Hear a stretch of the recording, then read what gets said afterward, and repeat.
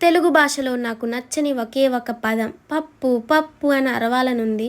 ఎందుకంటే పప్పు తిన్నప్పుడల్లా నాకు అసలు స్టమక్ పెయిన్ వచ్చేసిద్ది.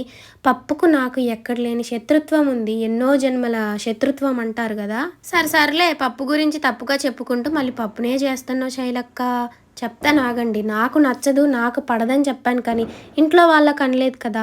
ఇవాళైతే పిల్లల లంచ్ బాక్స్‌లోకి పప్పు చేస్తున్నాను. పప్పు చేయడం ఒక ఆర్ట్. అదందరికీ రాదు. నాలాంటి వాళ్ళకైతే అస్సలే రాదండి. నేను పప్పు ఇంట్లో వండకపోవడానికి వన్ ఆఫ్ ద రీజన్ నాకసలు పప్పు చేయడమే రాదు. భలే చెప్పొచ్చావమ్మా! పప్పు చేయడం కూడా రాదా? అన్నీ కలిపి ఉడకబెడితే అయిపాయే అని అంటారు కదా! కానీ నాకు అది కూడా చేయడం రాదండి. పప్పుని చూస్తేనే ఆమడ దూరం వెళ్ళిపోతాను.